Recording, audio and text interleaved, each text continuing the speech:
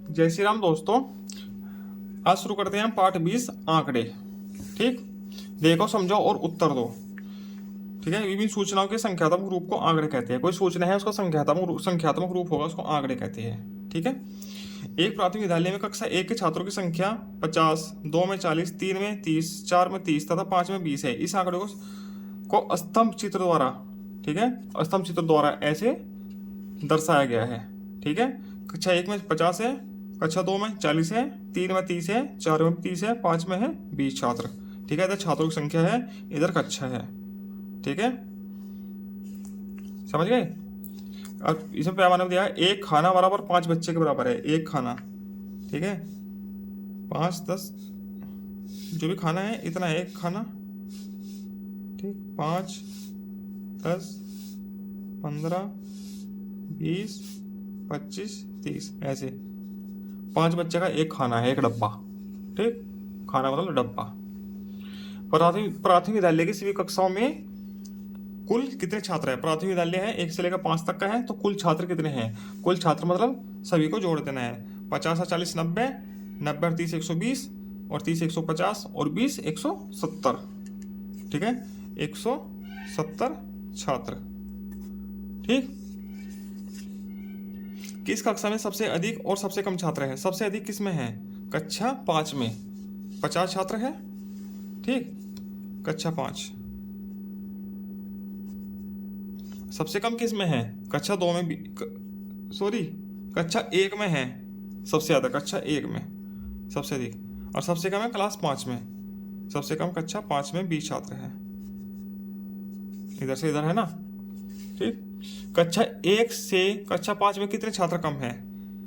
ठीक है, कक्षा 1 से कक्षा 5 में कितने छात्र कम है? इसमें 50 है, ठीक है, और इसमें 20 है, तो कितने कम है? 30 छात्र। 30 छात्र कम है। ठीक, किन किन कक्षाओं में छात्र संख्या बराबर है? ठीक है, किस किस कक्षा में छात्र संख्या बराबर है? कक्षा 3 में और कक्षा 4 में। कक्षा 3 एवं कक्षा 4 में। ठीक है, कक्षा 1 और कक्षा 4 में कुल कितने छात्र हैं? 1 में कितने हैं? 50, और 4 में कितने हैं? 30। कितने हो गए? 80। ठीक, ऐसे हो जाएगा। आगे चलते हैं। पढ़ो, समझो और चित्र आरेख बनाओ। पढ़ना समझना है और चित्र आरेख खुद से ही बनाना है। ठीक, एक विद्यालय में कक्षा 1 में 45 छात्र है। कक्षा 1 में 45 छात्र दिए गए हैं। कक्षा 2 में 40 छात्र है, 3 में 35 है, 4 में 35 है, 5 में 30 है। ठीक है, एक खाना 5 छात्र के बराबर है। 5, 10, 15, 20 है ना, इधर दिया गया है। ठीक है, चलो बनाते हैं। कक्षा 2 में कितने छात्र दिए हैं? 40। 40 बनाते हैं इसमें, 40 तक बनाते हैं। ये है 40 तक, यहाँ तक। ठीक,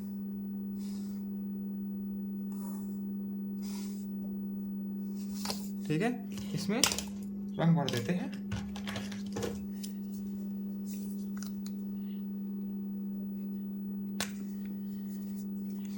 ऐसे ही रंग भर देते हैं जैसे इधर भरा है।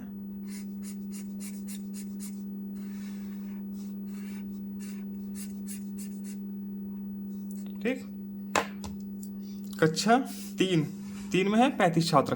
ठीक, चलो 3 में 35 छात्र बनाते हैं। हम डायरेक्ट इससे बनाते हैं। 35 यहाँ तक है।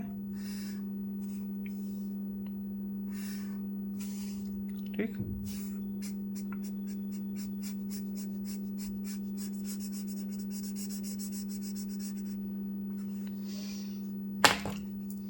कक्षा 4 में 35 है, और 5 में है 30। ठीक है, 4 में 35 है, 5 में 30 है। 4 में 35 यहीं तक ही हो गए, और 5 में है 30, 30 यहाँ तक हो गए।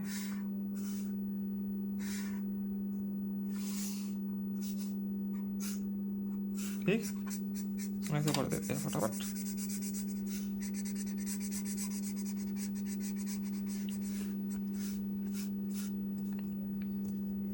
ठीक, ये ऐसे होना है। हो गया। अब आगे सब सबसे ऊंचा स्तंभ किस किस कक्षा का है? सबसे ऊंचा किसका है? कक्षा 1 का, 1 का, कक्षा 1। ठीक। सबसे छोटा स्तंभ कितने बच्चों को प्रदर्शित कर रहा है? सबसे छोटा कौन सा है? ये वाला। कितने को कर रहा है? 30 को, 30। कक्षा 2 और 5 में कितने बच्चों का अंतर है? कक्षा 2 और 5 में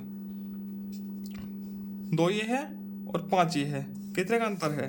5 और 5 10 का। ठीक है, 10 बच्चों का अंतर है। ठीक। किस किस स्तंभ रेखा की ऊंचाई बराबर है? किस किस की है? कक्षा 3 की और कक्षा 4 की।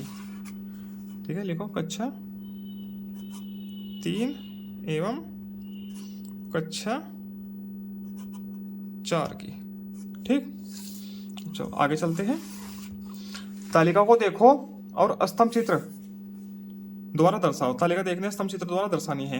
किरण और हमीदा कक्षा 5 की छात्रा है। इनकी छमाही परीक्षाओं में विभिन्न विषयों में प्राप्तांक इस प्रकार है। ये किरण के हैं और ये हमीदा के हैं। किरण के भाषा में 14 है, गणित में इतने हैं, ये दिए हैं 1 2 3 4 5 5 विषयों में दिए हैं। ठीक है, और हमीदा के नीचे दिए गए हैं। किरण और हमीदा के भाषा विषयों के प्राप्तांकों को स्तंभ चित्र पर दर्शाया गया है। ठीक है, तुम भी दोनों छात्रों के प्रत्येक विषय के प्राप्तांकों को स्तंभ चित्र द्वारा दर्शाओ। ठीक, नहीं ऐसे है। ठीक है, स्तंभ चित्र पूरा तो आएगा नहीं वीडियो पे, थोड़ा छोटा कर लेते हैं। ठीक, ऐसे। ठीक, ये ऐसे हो जाएगा। चाहिए, इसको दर्शाते हैं।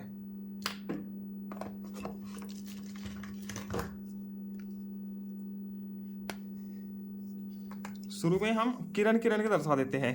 किरण के 14 मार्क्स है, हिंदी में 14 है ना ऊपर। ठीक है, गणित में है 15 और फिर 17।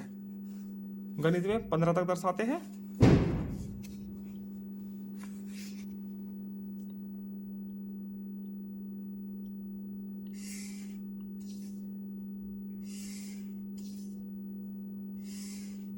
ठीक, 15 हो गए।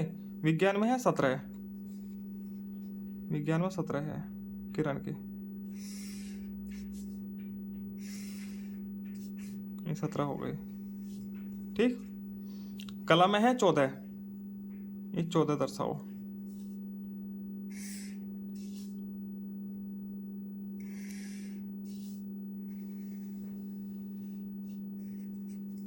ठीक है, सामाजिक विषय में है 12, 12 तक दर्शाओ। ठीक है, ये हो गए। ठीक, अब हमीदा के हिंदी में है 17। ठीक है, 17 दर्शाया हुआ है। ठीक है, गणित में है 18, 18 दर्शाते हैं। 18 यहाँ तक है, ये हो गए 18। ठीक, विज्ञान में 13 है, इसमें 13 तक दर्शाते हैं। 12 और 1 13 यहाँ तक। ठीक है, ये हो गया। ठीक है, विज्ञान में है, विज्ञान में 13 हो गए। कला में है 15, 15 तक दर्शाते हैं। ठीक है, ये है 15 यहाँ पे। ठीक, और इसमें है 19, 19 तक दर्शाते हैं सामाजिक विषय में। ये ऐसे बनाने हैं। ठीक, हो गया। आगे चलते हैं, आखिरी पेज किताब का। ठीक, स्तंभ चित्र को देखो और बताओ। ये स्तंभ चित्र है। ठीक है, इसमें 7 प्राथमिक विद्यालयों के छात्रों की संख्या है। ठीक है, पहला, दूसरा, तीसरा, चौथा, पांचवा, छठा, सातवां। ठीक है, ये 50 का एक खंड है, इसमें 200 है। ठीक है, हाँ 200 है, देखो इसमें 400 है, इसमें 300 है, इसमें 200 है, ऐसे दर्शाया गया है। और नीचे कुछ प्रश्न दिए गए हैं, इनको उत्तर देने हैं। विद्यालय क्रमांक संख्या 2 में छात्रों की संख्या कितनी है? क्रमांक संख्या 2 में छात्रों की संख्या कितनी है? 2 में देखो 400, तो इसका उत्तर 400। क्रमांक संख्या 5 में छात्रों की, क्रमांक संख्या 5 में छात्रों की संख्या विद्यालय 2 से कितने कम है? ठीक है, 5 में 2 से कितने कम है? 5 में कितने हैं? 300, और 2 में कितने हैं? 400। कितने कम है? 100। इसका उत्तर 100 आ जाएगा। ठीक, क्रमांक संख्या 1 और 5 के छात्रों की संख्या का योग 1 और 5 का, एक में है 200, 5 में है 300, 200 और 300 500 छात्र। ठीक, किस विद्यालय क्रमांक में सबसे अधिक छात्र हैं? सबसे अधिक किस में है? क्रमांक 2 में। ठीक, 2 में। क्रमांक संख्या 1 और 7 में कुल छात्रों की संख्या बताओ। 1 और 7 में कुल छात्रों की संख्या, 1 में देखो कितने हैं 200, और 7 में कितने हैं 250, 250, कितना हो गए 450।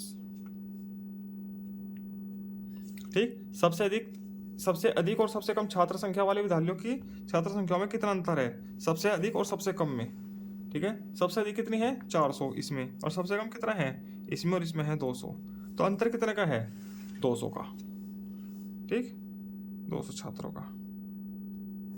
इसी के साथ ही आपका पार्ट भी पूरा होता है और आपकी किताब भी पूरी होती है। ठीक है, धन्यवाद। हमारा चैनल यदि आपको अच्छा लगा है तो सब्सक्राइब कर लेना, वरना आपकी इच्छा है जी। धन्यवाद। जय श्री राम।